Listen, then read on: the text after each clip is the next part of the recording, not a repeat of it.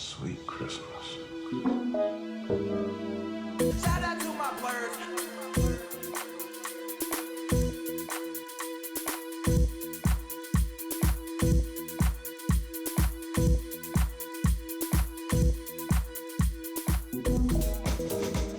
Hello, hello, hello. This is Che.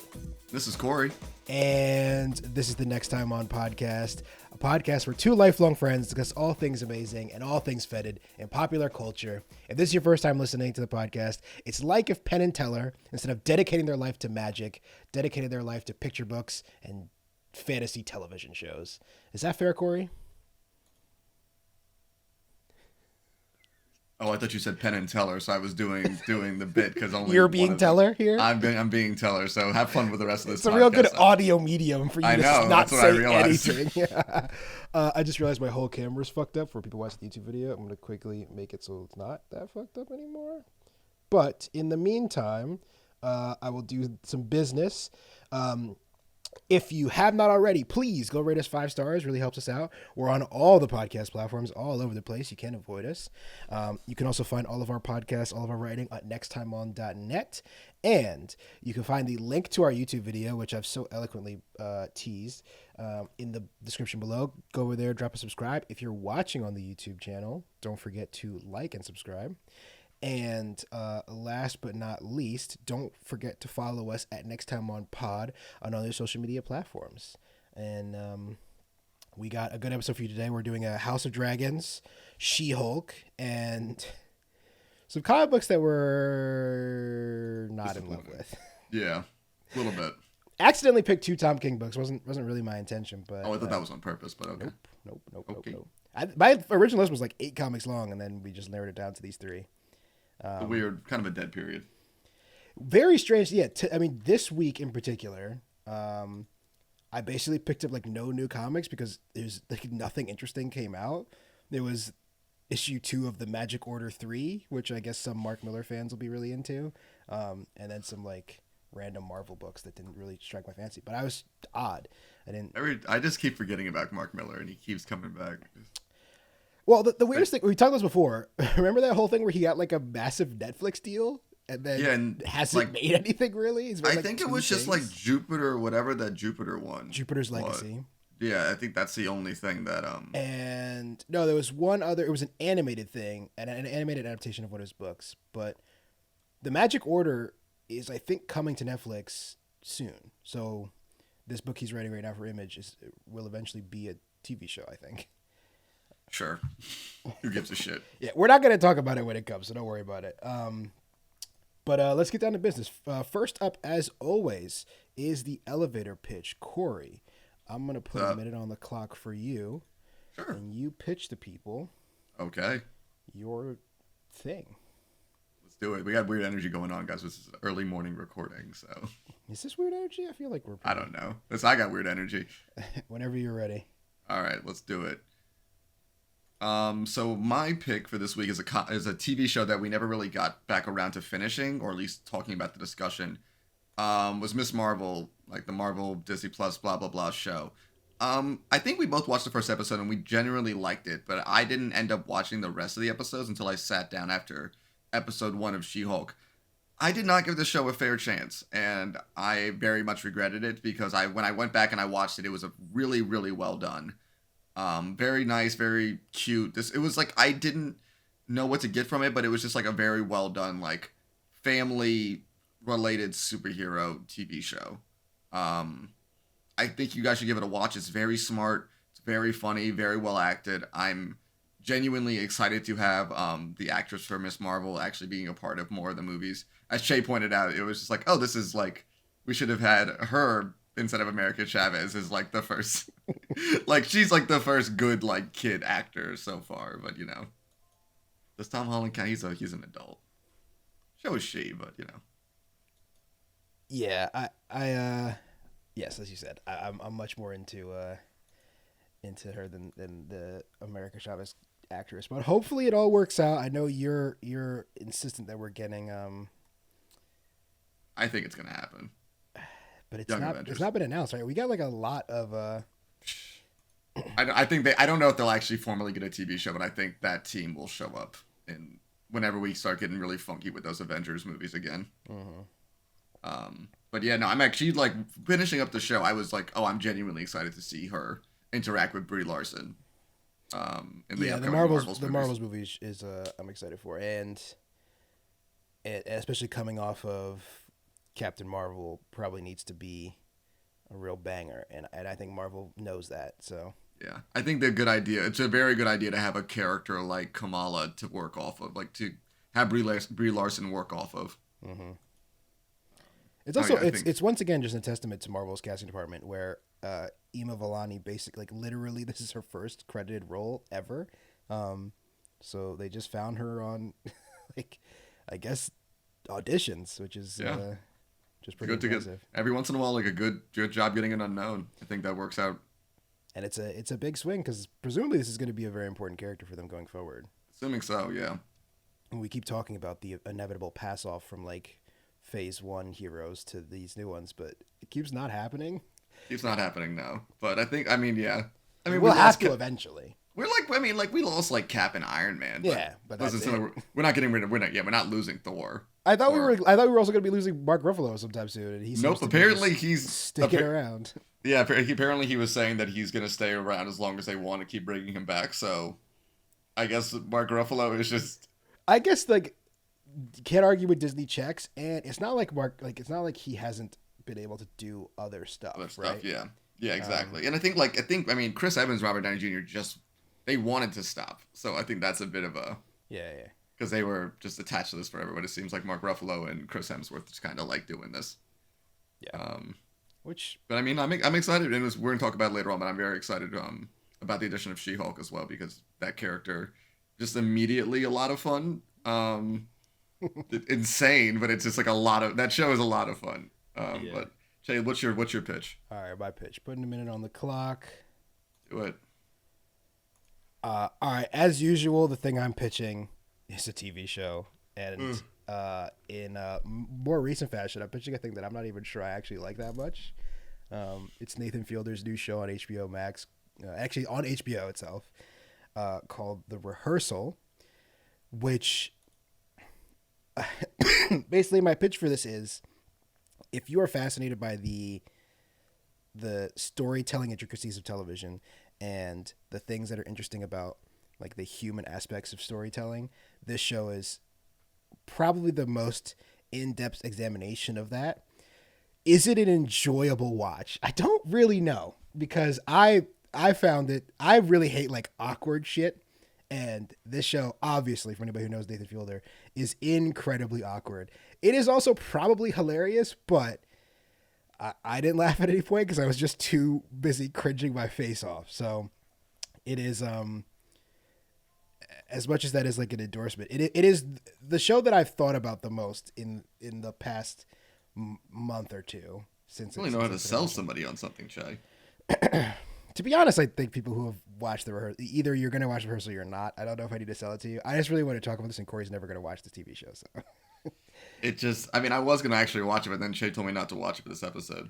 I don't think you will like it. I think you should. I think everybody should watch it because it's fascinating, and because like I will say this. I don't really like Nathan For You.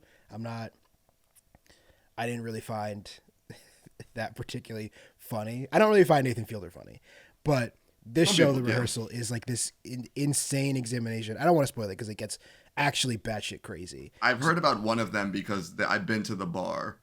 Yeah. So the first episode is sort of exists on its own, where he's helping this guy like break this news to his trivia teammate, and it is at famous Brooklyn.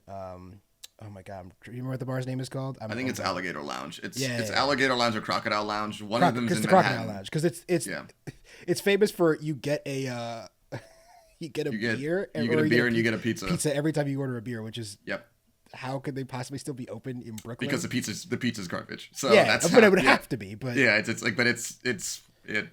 pizza's garbage. But even still, you'd have to think your margins on beer is already got to be pretty slim, right?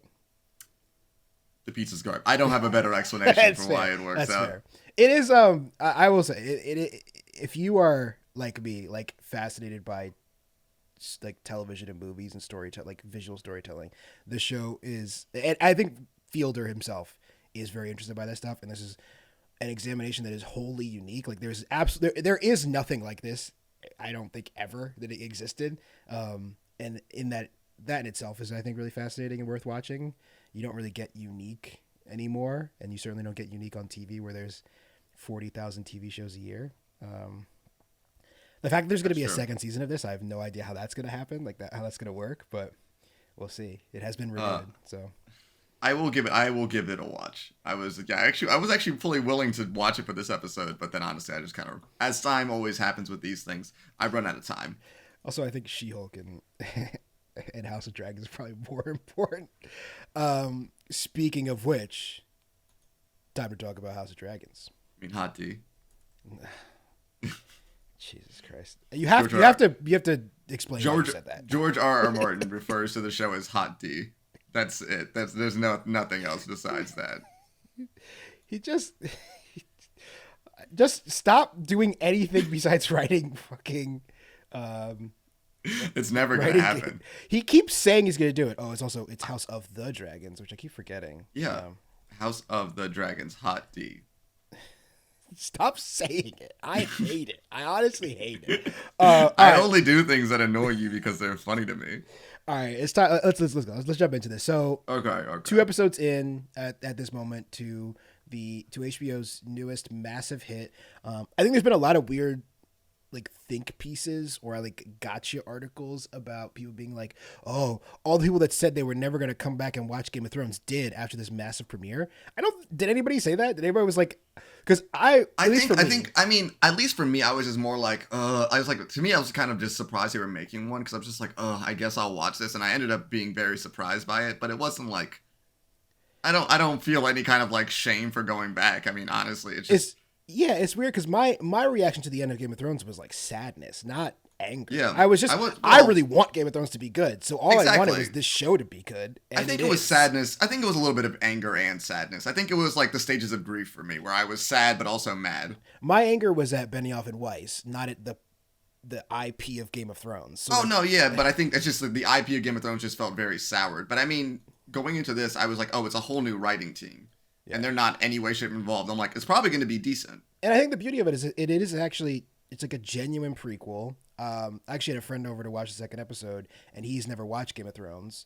And he asked me beforehand, like, what he needed to know. And I was trying to go through it. And I think all you need to know is the Targaryens ride dragons. They ride dragons, and they ride dragons, and they got a lot of incest going on there, baby. Obviously, like, there's more, like, if you have watched and read Game of Thrones and Song of Ice and Fire and all that stuff, and even Fire and Blood, which neither Cory or I have, you get more out of like the Easter eggs of the show. But to really to enjoy it, I think even to its fullest or near fullest, you don't need to have watched Game of Thrones, which I think is a really smart choice for their first of presumably many spinoffs for Game of Thrones. Yeah, I'm guessing it seems like people were pretty receptive to this, and I mean, if the quality stays like this, I mean, I'm very okay with more of them coming. And I mean, I'm excited to see what is going to happen with Snow whenever they get around to doing that. Or Jon Snow. I don't fucking know what they're going to call it. I think it's just called Snow. Snow. Right? I mean, that sounds better than that sounds better. That one I think is the first in there. The timeline and the planning has been very loose. They've been throwing. There's just like a lot of disparate news. That one is the first one I've heard of that could be coming out. That's a post show. So that one I think would be the most interesting after this. So obviously this was the first big hurdle. Like I came into episode 1, and I think a lot of people came into episode 1 pretty nervous. And I was just like, I just really hope this show is good. That's kind of like my first hurdle is I hope the show is good. The second thing is I hope it really brings back the thing I loved about Game of Thrones, which was like this unifying culture where a lot of people were watching the same thing. You could talk about it. Yeah. That happened too. There were some. Sorry, go ahead. No, it's like I was like building off the community thing. It's just you forget what this kind of feeling was like because there wasn't really something as big as Game of Thrones was, and it kind of does feel good to go back and be like, oh, have you watched this recent episode again, and kind of just having the whole discussion and theories, because even though there are like as we were talking about, that book is based off of Fire and Blood, I believe. It's not those kind. It's not the kind of book. It's like a history book, so it's not even like it was written out as a story. So a lot of people are still in the dark about that. So it's a very cool like journey into mystery kind of feeling towards it. Mm-hmm. Yeah. I also think the the appeal of Game of Thrones is really baked into the show still. Like, I don't know what all the other spinoffs are going to be, but this one is the one that's most closely related to the thing that made Game of Thrones work, which is like a lot of guys sitting in rooms talking is still the best part of the show, weirdly. Even though, like, I'll be honest, I don't give a shit about dragons. Like, Everyone cares about the dragons. I mean, they're cool. I mean, I it's actually like, don't. Do you think everyone cares about the dragons? people seem to give a shit about the dragons. I don't personally. Like, I could honestly. they're There could be fine. zero dragons in the show, and I'd be happy. But I mean, the scene where the dragon was going underneath the clouds that came up, though, that shit was fucking dope. It was I cool. can't lie, but It was cool. But I still just think like, the best part of the show is these guys sitting in this room with their little marble balls. I mean, there's a reason it works. It's a political show. Yeah. And like that's very much what it is. It's not really. I mean, the fantasy elements are there, but it's not like. I wouldn't classify this as like purely like a fantasy show. Yeah. To me, it's definitely more like political drama, but there's happens to be dragons. Yeah. No, absolutely. And they ran back sort of the like casting in the first season where there's one really big name. I think that's Matt Smith is probably the most recognizable face here. And for a lot of people will be a lot of really newer faces. Speak for yourself. One of the Andes is king, baby. From Hot Fuzz. Andes is from Hot Fuzz, one of the Andes plays King Viserys. Does he? Yeah, that's one of the two detective guys. I do not remember who the two detectives are in Hot Fuzz. Oh my god! No, I remember who they are. I don't remember the actors' faces or Jesus. names. I'm not gonna remember. I mean, Patty. Put a mustache on him, and that's who he is. That's all it. Patty Considine's like is been a working actor for a while, and I think he was also in Huff. Oh, that's who Danny is. Gotcha. Sorry. Yes. I thought you were talking damn. about like the dead king No. from the opening scene. I was like, I No, don't what? remember. No. The only king that's in the show, Che. Jesus Christ. I forgot he was in Hot Fuzz, to be honest, until I just clicked on his name, so that's my bad. Yeah, but I thought that there was going to be, because Game of Thrones was so big, and we were going to get like a. We just talked about the casting of Marvel, but like a Marvel style casting, we were just going to grab a bunch of stars. And there will be more stars when we get the inevitable time jump, because obviously Emma Darcy and Olivia Cook are recognizable faces. But I think the thing that really works about the show is these characters are devoid of baggage coming in for the most part. Like, Agreed. even if you recognize Risa Fans, who's playing Otto Hightower, the Hand of the King, even if you recognize his face, I don't recognize him. It's weird, but I know Really? like I've seen him in other things. I just don't recognize him. And he was in Amazing Spider-Man 2, your favorite Spider-Man movie. I blanked that movie from my memory. He was in Little Nicky. I also blanked that movie from my memory. And he was in The Kingsman. Okay. he's been in some stuff, but I mean, yeah. Like okay. I said, you don't come into this with him. He's not like he hasn't played a Marvel villain before, or like you don't have, and he can just be Otto Hightower, But a Matt character who Smith, most people also won't have a lot of connection to. but Matt Smith played a Marvel villain in the. I actually so this happened. We were watching the thing, and my friend who I watched the second episode with was trying to figure out, where do I know Matt Smith from? And I was like, well, he was Doctor Who, and he was in The Crown. Those are probably his two most famous things. He's also been in he was in that Terminator movie. Oh, he was in the Terminator movie. I forgot about that. And then he was like, no, I don't think I saw any of those. And I was like, he was in Last Night in Soho. Did you see that? And he was no. And then eventually he goes, oh, he was in Morbius. I had forgotten he was in Morbius. Do you think that's like the meanest thing someone could say to Matt Smith? Be like, yo, I loved you, and like it's like, oh, you're the guy from Morbius. I'm sure nobody in that movie besides Jared Leto had any illusions that it was going to be good. No, sorry. Besides Jared Leto and Tyrese Gibson, who I think genuinely thinks that movie is like Oscar worthy, Tyrese Gibson's thought that movie was going to be good. So I don't think Matt Smith is like really broken up about his Sony shit. Dude, I loved you in Morbius. Oh, that sucks. I just know I would be like kind of sad if someone was like, yeah, no, man, I loved you in Morbius. It's like, well, I think there is a real, and this is related to House of the Dragon and Hunty. I hate it so much. And like British television in general, I think there is a real culture of like actors working, even if like I think somebody who got a role as big as Doctor Who in America would probably not have played the villain in bad Sony movie, or like even for example, like he was in Official Secrets, a really small like Oscar bait or BAFTA bait movie. He played a tiny part in His House. Like Matt Smith has just been out here working, and I think that's a big part of why there's a lot of like if you ever watch a lot of British TV, you'll see a lot of the same faces over and over again, and I think there's a success to that where they just none of them, like we were talking about baggage, like none of them really bring this baggage to these roles the way that I think American actors do. Like you couldn't have Chris Evans in a Game of Thrones spinoff for a lot of reasons. You couldn't, but it'd be really funny that we just yeah, but it would be really funny. It wouldn't be good. Funny. That's fair.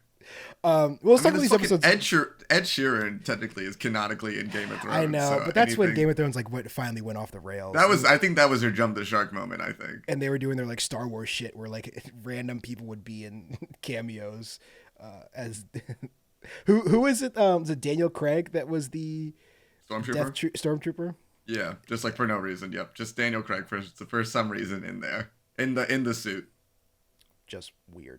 I mean, I think it's just because he wanted to. Wars. No, it definitely because he wanted to. Let's talk about these episodes in particular. So, first episode, sure. I think had some like, or I remember it had some split reviews, and I think a lot of that is because it is the most violent episode of Game of Thrones ever. One of the most violent, and definitely one of the most graphic. For saw a chopped off penis. Didn't think I would ever say those words out loud. No, Corey. Chopped off scrotum is what you said. Sorry. I think I closed my eyes immediately when it happened, so, you know. Here's the thing. I never want to tell people how to feel, because if you don't like violence, then that's a perfectly acceptable take.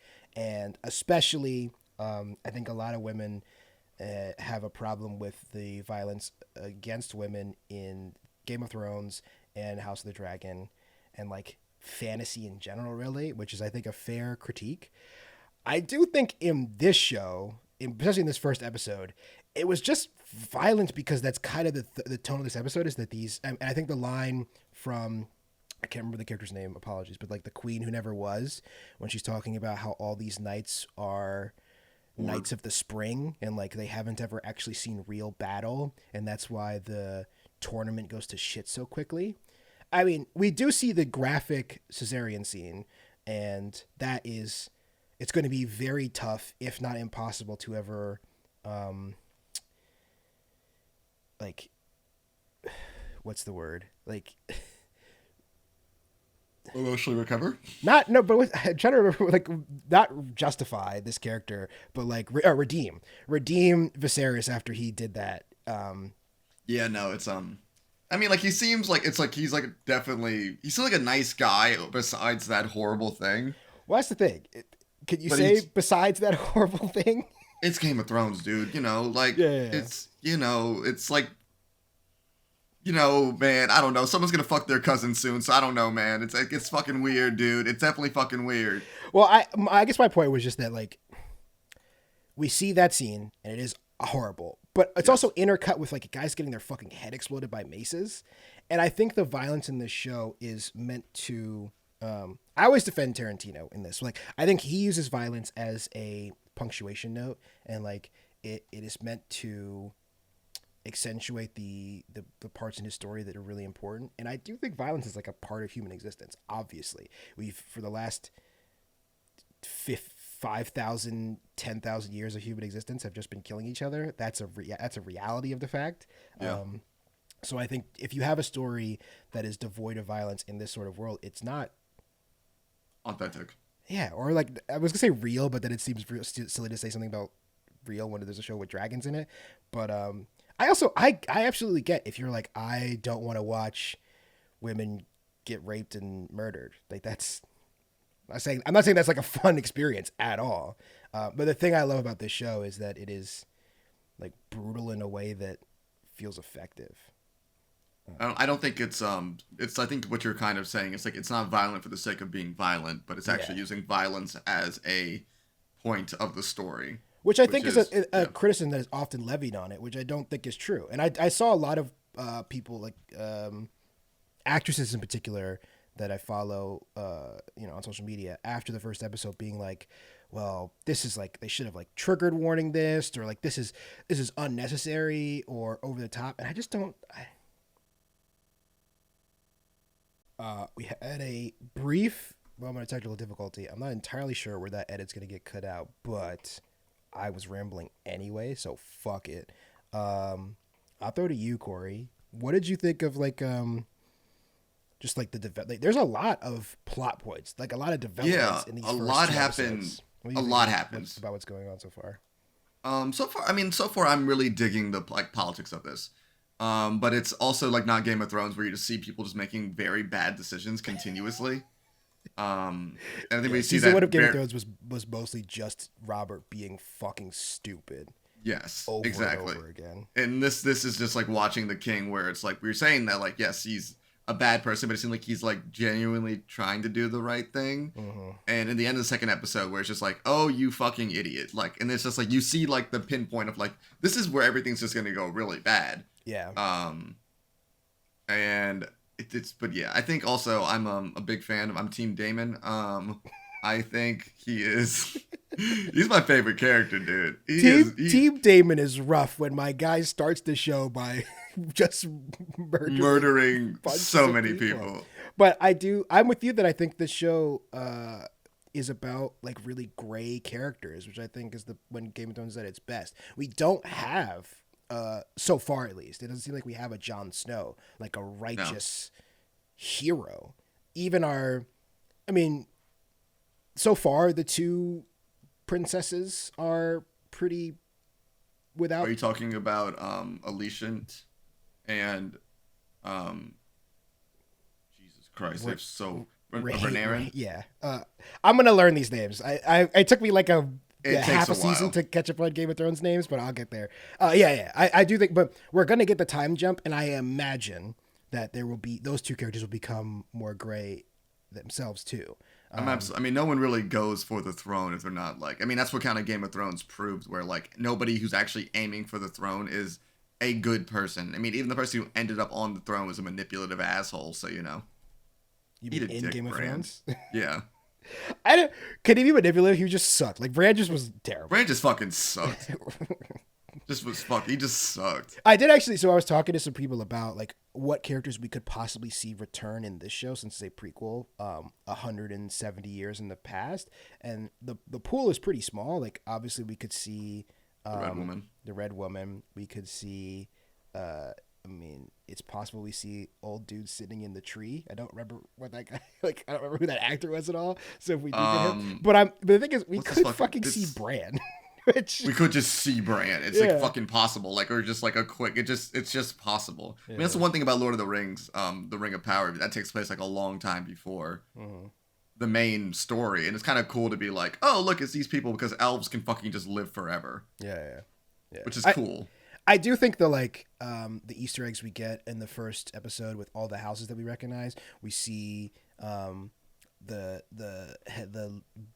Baratheons and the Snows plead fealty to the Targaryens. Sorry, the Starks, not the Snows. So I thought that was really interesting, and of course, it doesn't really seem like they will be big players in this show yet, because obviously a lot of this is about the collapse of the House of the Dragon, which, as we can see, starts with this.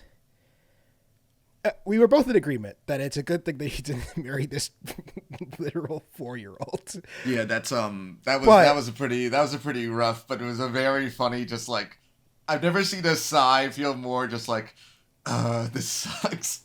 I do think that they did a good job of lending weight to like the corner he'd been painted into, where like everyone is telling him, yes, it's not great that you have to marry so quickly, but if you don't produce an heir, it's going to be worse for the realm than if you just name your daughter queen, because apparently nobody, like, literally everyone is in agreement on only one thing, and it's that women can't have power. It's so crazy. Nobody agrees on anything else except for they're all like, actually, no, not this woman. I'm sorry.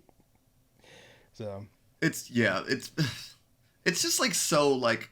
I mean, like we saw it. We were talking about this. Like, we definitely saw it coming that he was gonna pick her, but just like there's so many like enemies he just made in like one decision.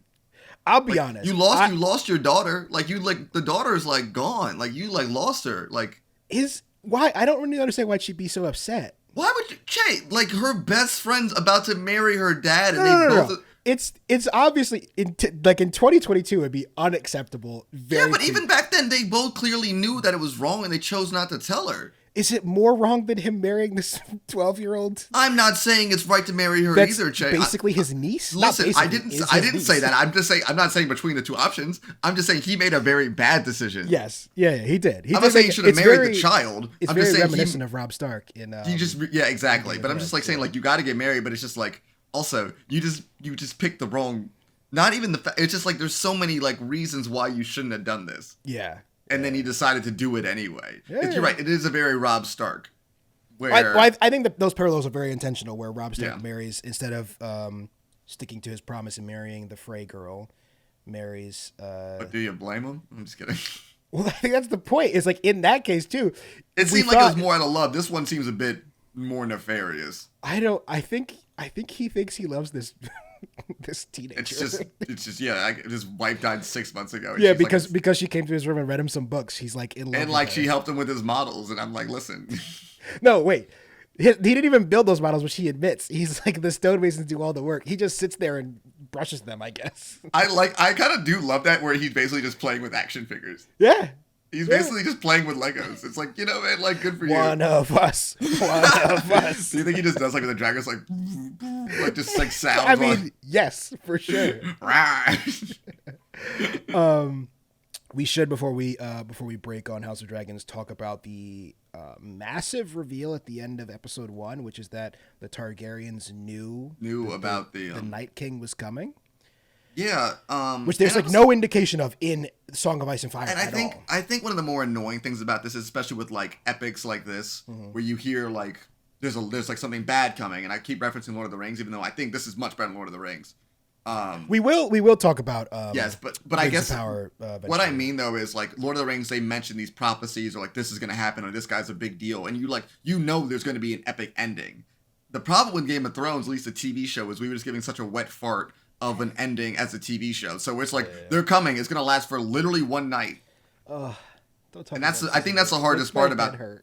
Yeah, I think that's the worst part. I mean, that's why I got to fucking finish the book so it actually feels like there's a literal ending. But who knows? Maybe Snow will come out and be like some kind of fix-all or something. This is the thing. So I don't want to spend too much time on Game of Thrones season 8 or Game of Thrones because it's been also that we should talk about other shit. But I've been thinking about this a lot recently, in the wake of Amazon spending $1 billion basically to like try to win the TV wars with this Rings of Power show.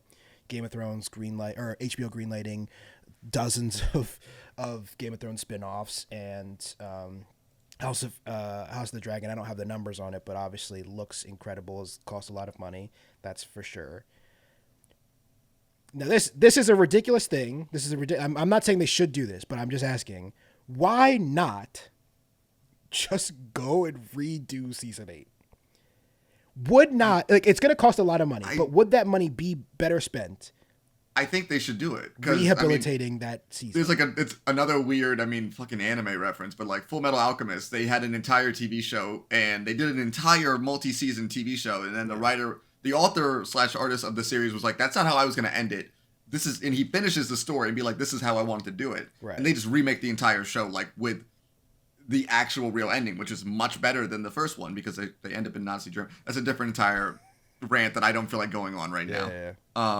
But yeah, it's like I'm right there with you, man. Like one of the only things that we all like universally agreed upon is that like even if you like, there's a lot of people who are like Game of Thrones is stupid. I don't like any of Game of Thrones. But even people who love Game of Thrones were like season 8 is terrible. Yeah.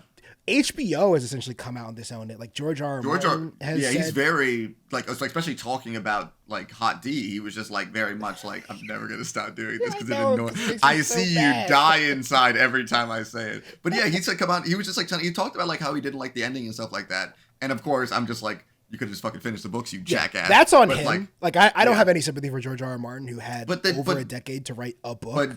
D&D, they decided just to like rush that ending. That's on them.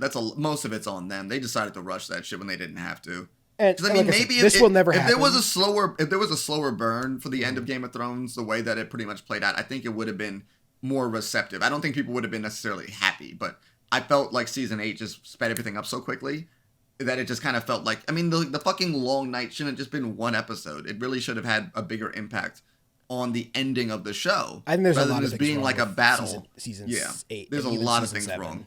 wrong. Season 7 as well, yeah. And I don't, like I said, this will never happen.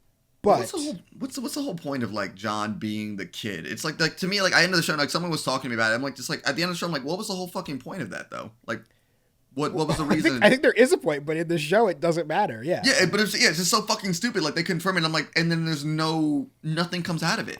If anything, the only thing that John learns about that he was having sex with his aunt. I think that's the only thing that like really comes out of him. And he's just like, yo, that sucks. I'm gonna keep on doing it though, but that's wild. Season 8 is a disaster. Absolutely. I don't think we need to talk about it anymore. Anything else to say about House of the Dragon before we take a break and talk about nothing else about Hot D? Let's fucking take a break.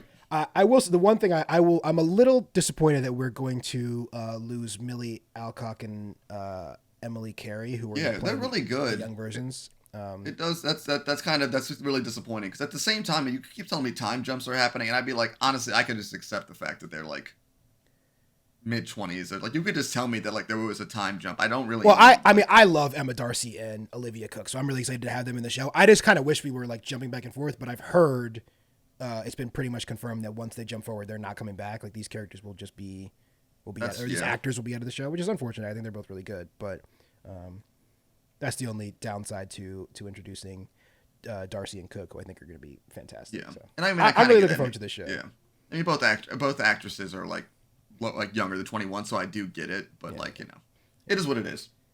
Yeah, I mean, you're we will be checking back in with House of the Dragons. Don't worry, or House of the Dragon. I'll get that right eventually. You gotta remember this Hot D. I just gotta remember that.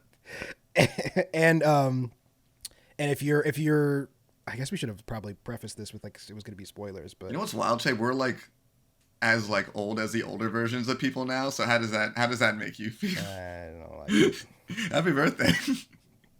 I just don't want to be 30. It's gonna be very sad. It's gonna be sad being 30. On that very uplifting note, we're gonna take a break and come back and talk about some comic books. I'm enjoying being 29. I don't know what you're talking about. I mean, that makes one of us. I did what I did for the good of the realm. The realm. Do you know what the realm is? It's the 1,000 blades of Aegon's enemies. A story we agree to tell each other over and over till we forget that it's a lie. But what do we have left once we abandon the lie? Chaos. A gaping pit waiting to swallow us all. Chaos isn't a pit. Chaos is a ladder. Many who try to climb it fail, and never get to try again. The fall breaks them.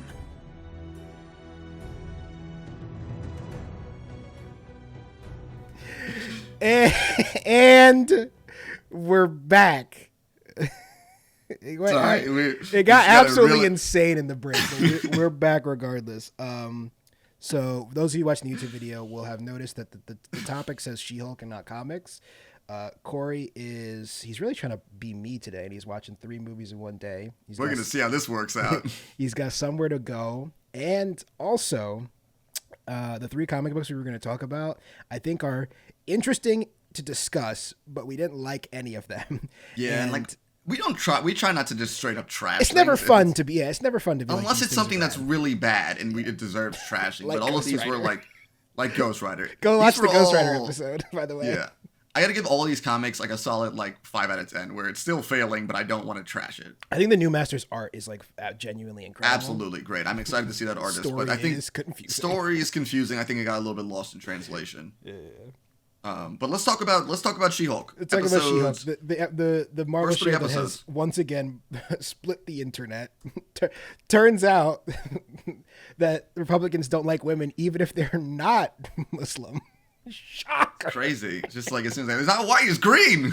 Shocking. So we're 3 episodes in. We are going to spoil these 3 episodes. If you guys haven't watched She-Hulk, feel free to bounce because, like I said, there's nothing after this. But we will say, I mean, at least I don't speak for you, Che, but I gotta say I would recommend watching this show. I think it's very good. I think it's very funny. I think as Che mentioned to Che, we'll probably talk about it more. The only detractor I have about the series is the CGI. Other than that, I love this show. And the CGI is big rough. But I don't think it's enough to ruin this show, though. You know, I am more lukewarm on this than Cory is. I definitely don't hate this because I'm not Ben Shapiro, but I was surprised at how goofy the tone was. And I'm not surprised by that because I actually am a pretty one of my first comics was the She-Hulk older comic, yeah, 80s and 90s, and it's basically before Deadpool was dead, that was the comic book, that was She-Hulk. So I find most comic books, especially in that era, are pretty goofy. They usually don't decide to transfer it onto screen the way they did here, which is this is pretty slapstick humor. But I mean, I think She-Hulk was always kind of talk to the camera, very slapsticky as a character. I expected them to do some fourth wall breaking, which I didn't love it, but it didn't bother me as much. I do think I like the car driving one. Where she just takes her hand off the wheels and just starts talking to the camera. Oh, yeah. It's very clear that it's CGI in the background driving. I thought that was pretty funny. Yeah, the one that when I rolled my eyes was in the courtroom scene when Jamali Jamil's character shows up, and I mean it was played off for a Three Stooges sketch, and I was like, I don't know, guys. I think this Marvel gets a lot of flack for this, and I think unduly usually, but they get the everything has to be a joke, nothing can be serious, and we talked about this in Love and Thunder too. And it's my biggest problem with Thor: Love and Thunder is that it was nonstop quips, even when people were dying and children had been kidnapped. That's fair. And I'm not saying She-Hulk is that egregious, but I think She-Hulk keeps that tone though. It is very similar to Thor: Love and Thunder. So, but I don't think. Yeah, it has a similar lighthearted tone, but Thor: Love and Thunder shouldn't have had that tone the entire time. Yeah, I think at this point in the show for She-Hulk, it's allowed to have that tone because there hasn't really been anything life-threatening in the series, which to me I'm really enjoying because I could just if in my mind I'm I could just watch this show just episode of the week, just dealing with a court case, superhero antics, and it's pretty well written in my opinion. Yeah, I think this. It's once again showing that the origin story is much more suited for television than movies. I think this would have been a incredibly dull movie. I will say I was kind of disappointed when they did the flashback. I kind of wish they just not. I did love which flashback. Basically the opening of the show when she turns to the camera is this is how I became Hulk. I like that though. I kind of wish we just not done that. I enjoyed. I love Mark Ruffalo, so I'm not I really like the beach scene. I really enjoyed the beach scene, and I like the confirmation that Captain America has had sex. So that's really we didn't need that. We didn't need that confirmed. I needed it. My man's went back to the 50s before the internet to fuck. That's a fact. What you mean? Well, we didn't know he had sex before that. Well, she didn't know she thought he died. You think this man was broken up about this woman for centuries, basically? Listen, he didn't have sex with? Y'all are wildin'. I don't understand how anybody thought that Captain America wasn't fucking. I think it was doing the math. It was there wasn't a point in time where Captain America could have had sex before he died, before we knew he went back in time. Listen, he was in war, then he was frozen, and then he's depressed in the future. Cory, I hate to break it to you. People were fucking in the war. Yeah, clearly, that's where he lost his virginity. I did. That was a pretty funny after credit scene where she conned him into revealing. Basically. Yeah. I think the show has a lot of really good elements. I love Tatiana Maslany. I said this before. She's so good. If you have not watched Orphan Black, the show that she did, I think it ended 5 years ago now, which is crazy to say. She's incredible in that. It's a twin show. She's playing 1,000 characters in it. It's great.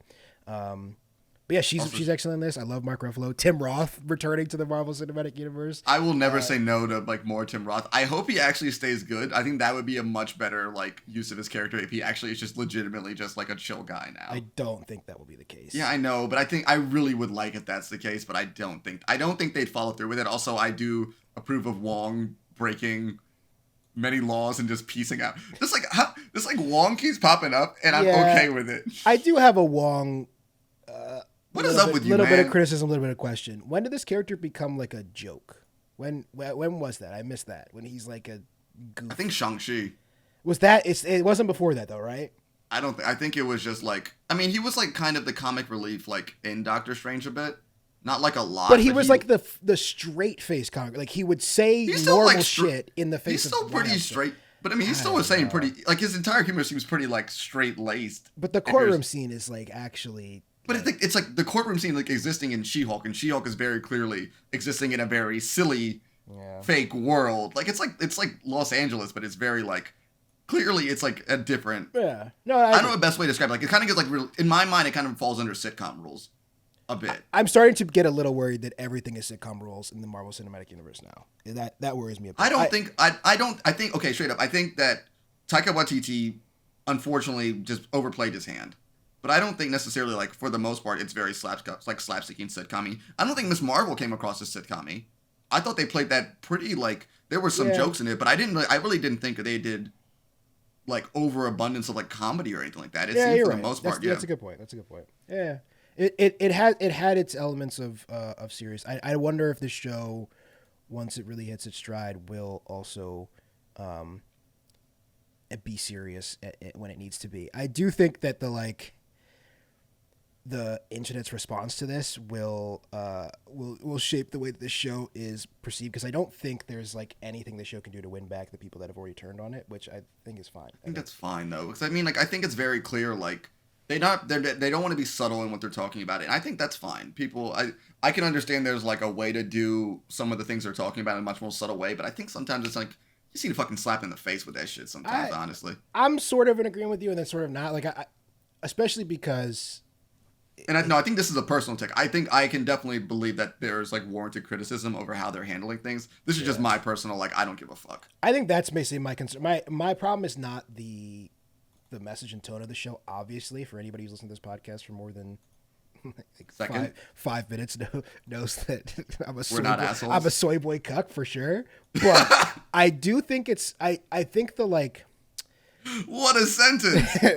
when I cringed a little bit is when we got that moment where she's explaining, it's sort of like explained that she can control her She-Hulk powers because like women need to be able to control their emotions better than men, which I 100% agree with, but it's like not a character trait. Like you can't be like, it's not a good of explanation for like that to be your whole character. I don't think story wise. I feel like that's probably going to end up coming back around. She kind of got out of there too easy. I think there's definitely going to be some kind of like, she's gonna have to definitely deal with the Hulkness of it at some point. Yeah, and we see that at the end of the second episode in particular, where she calls back Mark Ruffalo to be like, you know, maybe I do need a little bit of help with this stuff, and he's already in space. So what's that about, by the way? So we know he was on a ship that came from the Grandmaster's planet. Yeah. Whatever the fuck. So he's maybe going back there. My theory is that Hulk maybe got some kids in space, and we might be getting some World War Hulk shit. That's my theory, but I don't know. Do you think we're getting like a solo Mark Ruffalo movie? I don't know. I think maybe not solo. I mean, we got She-Hulk, so she probably would be in it. We're getting like a bunch of Hulks. A la the Marvels and the Hulks movie. That would be pretty sick. I think that's a possibility, because I mean, like, what else is he doing in space? Yeah, I always wonder, because it seems like we've strayed away from the Marvel like out of sync timeline, when like a movie could be 7 years in the past from like the movie that came after and stuff like that. We are this is the most recent thing in the timeline, right? I wish I could be. I really wish I could say yes, but I think it's very much on the later side of things, because we did see some Easter eggs being like, there was one thing. There's like, why is there a giant hand? And I'm like, no one has talked about the fact that there is a giant on Earth. Just like, Phase coming. Never talked about that really. But it is weird that sort of is like a Marvel thing where they don't, except for in the Iron movies where they would constantly mention the Avengers over and over again. But so for those of you who don't know what I'm talking about, or just a quick refresher on this, basically, especially during Phase 3, the movies were not in chronological order like I know this is not a history lesson or anything, but like especially it was like Thor Ragnarok was way before a bunch of other movies that came after it, for example. And like if you'd actually like there's I'm sure you can just Google this, like chronological I think order on Disney Plus there actually is a chronological watch order. Okay. Like watch order to I don't like the think MCU. they're doing that anymore. Like I think this is after or at least concurrent to Miss Marvel.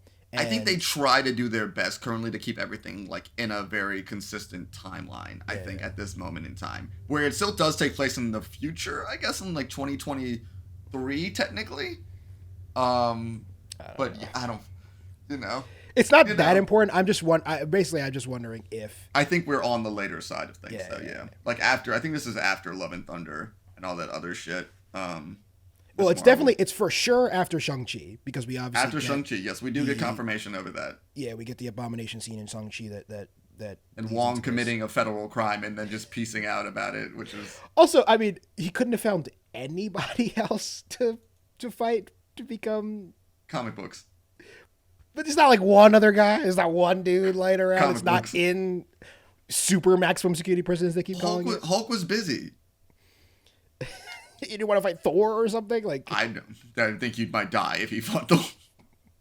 Yeah, I guess that's true. Yeah, I don't know. So we're releasing this episode shortly after episode 3. What do you think we're getting in the rest of the season going forward? I don't know. I was surprised to see the Wrecking Crew officially in the Marvel Universe, and they look like jobbers, which makes sense. Mm-hmm. But I mean, clearly there's someone trying to get She-Hulk's powers, so we're gonna deal with that. I guess Tatiana Maslany is gonna probably what the fuck is her name? Jamil. Jamil. She's gonna show back up. I mean, there's no way she was just wasted. For I mean, there's not. She's like a pretty big name actress now. She's not playing a one-off cameo in a Marvel episode for sure. But I don't necessarily know where. I don't exactly know where the show's gonna go, because I'm watching the show now. I can definitely see it just kind of existing, and like this could definitely be a multi-season show if they wanted to do it. Because it's just like, I wonder if they really are planning to do that with like any of these shows. I don't know. I'm wondering. It seems like there's a couple that they leave open-ended enough that they might come back in the future. Loki's the only one. Is still the only one so far that we've got confirmation. Confirmation. Back, right? I would be very surprised if we don't get another season of Moon Knight. I think Hawkeye. I wouldn't be that surprised if we just because how much is.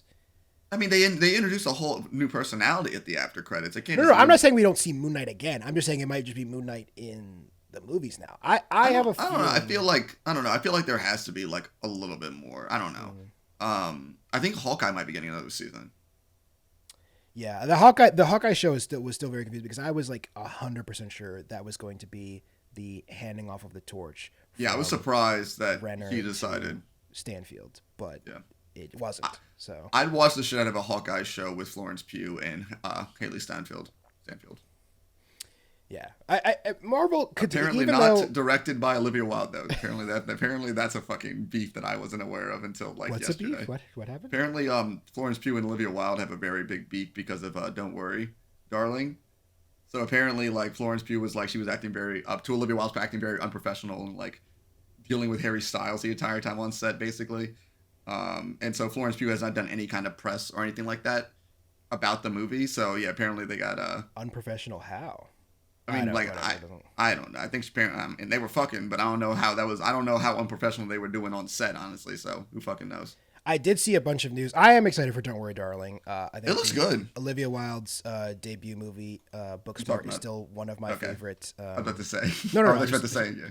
Gotcha. No. Her debut movie, Booksmart, is one of my favorite comedies of the last decade. I think she's a great director.